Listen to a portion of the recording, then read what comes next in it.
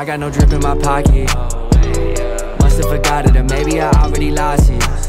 Don't got enough to go cop it, I'm about to take off like a rocket. Houston, we might have a problem, but that don't mean money will solve them.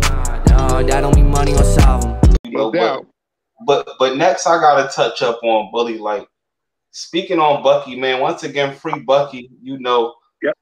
We know he down for a serious situation right now. You know where you know he down for he you know what I'm saying? I don't want to speak on his case or nothing, but he down for some drama. And you know, how did Bucky, you know, become a part of D Block? Did he come up there on some battling stuff also? Nah, I think yeah, no, because I think I believe Super Mario found Bucky, and he was spitting for P actually, and Okay. P was just loving him. P was just like, yo, I got this kid from Philly. I got this kid named Bucky. Like, this kid is 5 foot. When I mean he's 5 foot felon, that's when he called himself a 5 foot felon. He's like, yo, this kid can spit. And I'm like, yeah, all right. And he's like, yo, I'm gonna throw him in the ring with y'all. And like, I'm like, oh shit, this nigga actually, you know what I mean? Nigga was spitting, and it was just funny that me and Bucky clicked so tight, like crazy. Like, Bucky used to spend the night at the crib. Bucky used to be like, yo, Bully, you the only one I know can make songs. And he's like, yo, how you make songs? Like, I'm like, nah, I just know how to make them. And he's just like, yo, you dog. He like, I could never do that. You know, I'm spitting. I'm like, I could spit my ass off, but I could never really make a song. So we used to sit there and just, you know what I mean, talk about how to make songs, show him how to do this and do that, and Beats used to pick. You know what I'm saying? The funny thing, I was the front runner of the whole shit with you know, Bucky, T.Y. Straws, Don D, and everybody is like, I used to large amount of AP. I used to be like, yo, this beats y'all. They're like, you wanna get on it? I'm like, nah, this I hear you, I hear you, I hear you, I hear you.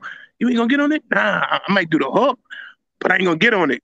That's y'all. Or matter of fact, me and you on this one, or this, that, and third. So, you know, I used to structure the joint because, you know, us being the new dudes, like, we was banging. You know what I'm saying? With that no security, we was doing what we was doing. Like, we was putting songs together.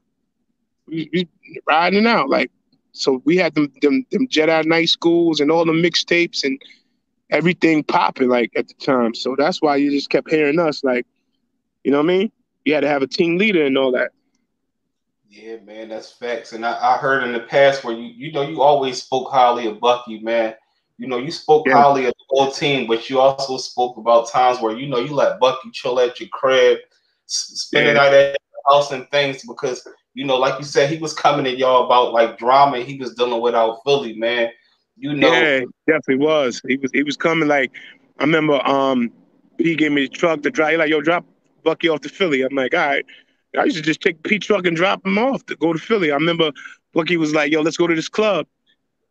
I swear, dog, we went to this club.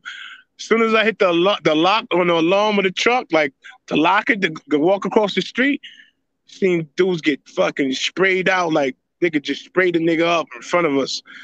I unlocked the door. I said, Bucky, I see you tomorrow. He like, yo, yeah, I'm out. Philly was going crazy at the time. Boys was getting like lit up, like out of nowhere. And you know what I mean? It was a lot of like Philly dudes beefing with other Philly dudes. And you know what I mean? Yeah. And Bucky had beef with like his next door neighbor. Like, you know what I'm saying? That's how it is out Philly, man. You be going to war with somebody 3-4 houses down on the block with you, man. Like, no, this nigga literally had the nigga next door to him. He was beefing with him. He's like, yo, this nigga right here. And like, damn, man. You know what I'm saying? Like, literally beefing with him. That's crazy, man. You know, and I don't want to speak up on this situation before, but God, I mean, again, but God's willing, man. You know, he can pull through some type of appeal or something, man, because, you know, he's definitely well missed out the city. You know, I think he got a pill coming or something, like something's supposed to be happening. Hopefully, I hope, God willing, that, you know, he something happens for the best for him. You know what I'm saying? Because I know he had the L on his back. You know what I'm saying? Yeah, definitely. And you know how Philly, man, the elbow is the elbow. It ain't no 20, 30 years. You in there till saying, you leaving out in the box, man. Like they not gonna play out PA, man. Yeah, definitely.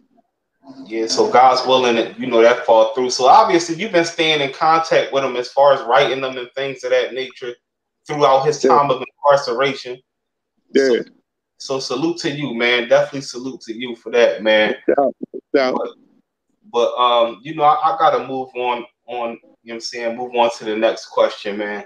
What's one of the most memorable moments that you had during, the deep locks wave? Like, what was the most memorable moment with being with the Locks? Damn. I know it's a lot, but if you could throw one out there. It's 1,000 memorable moments. It's 1,000, but the funniest one was, I think, me and P, because P always was like, I'll fuck you up, bully. I don't give a fuck how big you are. And we used to play fight a lot. And I remember one night we was in the parking lot, we used to play fighting, and P he did some old what was that wrestler? He speared me like a head speared me in my stomach. And I'm like, I'm cramped over, and I'm like, damn, my shit hurting. And he's still playing, and I slammed him on the top of his car, and his shoe went flying under the car, because he's like, I bet you can't slam me in I said, I can slam you in 5 seconds. And I ended up slamming him. He's like, oh shit, he didn't know he was slammed already. And the shoe came off. But yeah, he speared me, and he hit me in my stomach, and I just kept seeing my stomach hurting the whole night. I'm like, damn, that shit don't feel like a regular stomach pain. So, the whole time just kept cramping. I took medicine, cramping. I just like, you know what, let me go to the hospital. I get to the hospital, they're like, yo, we gotta do a surgery on you right now. I said, surgery? Like, you got a hernia. They're like, what? They're like, yo, your joint is getting ready to come out. I had to take a medical surgery right there and there. I got a mesh on top of my stomach. I got a mesh. I had surgery. Like, he was like, yo, bully, I'm sorry. I'm like, no, it's all right. He's like, I told you stop playing, though. I like, damn, P, try to kill a nigga. Man, that's crazy right there, man.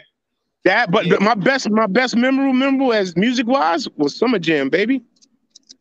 Summer Jam, having that mic and be on the Summer Jam stage, and my mans in them was like, yo, they was like, yo, dog, when I seen you come out on that stage on Summer Jam, I'm looked at you on that big screen and I'm telling people like, yo, I know that nigga, that's the nigga from my school, like, that's my man, like, yo, and you hear people screaming my name, and you know what I'm saying? And I wasn't even performing. I just was, I was just a hype man with the mic in my hand. You know what I'm saying? That was the best memorable moment ever. Like, that Summer Jam, and then doing the Glen Island with 50. That was another memorable moment. You know what I'm saying? Like, performing in front of thousands and thousands. Like, those was memorable moments. You know what I'm saying? Those are my best moments. That's heavy, man. Yeah. Like you experience with being in the industry and dealing with deals of that nature. What advice would you have for a young and upcoming rapper, whether they're singing, rapping, or whatever it is? What advice would you have for them if they, somebody that's looking for a deal, somebody that got talent? Like, what advice would you tell them? Do independent. Go hard. Make sure your paperwork's straight with whoever you're going to sign to. Make sure they right. Make sure you get your money up front. Make sure you read over your documents. Make sure you mess with the right people. Just know what's real, what's fake, and what's not. Like, it's going to be a lot of dudes that you'll see in the industry that they only come on when the camera come on. Other than that, he might be sitting down, chilling quiet as a church mouse. But when that camera comes on, he jump up, yo, I'm the baddest nigga. And it happens. And you be like, what the? Nigga, you just was quiet as a church mouse. I seen it. Like, you know what I'm saying? Just know who's real, who's fake, and know your worth. Know your worth, know your money, and get it. You know what I'm saying? That's it. Man. That's heavy. And I know in the past, man, like you had, little like contract issues with your brothers, man. They your brothers. Yeah. I don't say nothing no crazy, but have y'all ever had a chance where y'all paved the situation out? Because I know you've been speaking on, like, you still talk to Pete to this day. Have y'all ever had a chance where y'all put all of that behind y'all, and it was like, we put it behind us. Yeah, no, we put it behind us. You know what I'm saying? Man, we grown men now. Like we put that past behind us, and we move forward. And we speak, show each other love, give each other dap. You know what I'm saying? Everything. You know what I'm saying? It's all love. There's nothing. There's no bad blood. There's no like I hate you. No, this, that, and the third. No, it's all love. It's all love and respect, man. That's what it is, man. That's a beautiful thing, man. Salute to y'all for that. Life is short. Yep. Exactly, man. Because it was a hurt piece, man. Even the situation when it happened with HUD and all of that, before, y'all issues that y'all had, man. It really was it's a hurt piece, man. Because we love all of y'all, man, and man, definitely. like we want to see y'all, live long and prosper, man. Not go too many discrepancies and things of that. So salute to y'all for patching that up. You know what I mean? But I gotta ask you, like, you driving from New York to Virginia. You got one album to play, Bully. One album. What album would that be? One album to play. Hold on. All right. One album to play. It gotta be not mine, but a different anybody. It could be yours. It could be, you know what I'm saying? It could be No Security if that's what you know what I'm saying? If that's what you would bang or anything you put out, what would that one album be? If you only got the choice of one album, like to continue to run that on the playlist, you riding from New York to Virginia. It would be one of Styles' albums. That's my, believe it or not, Styles is my favorite rapper.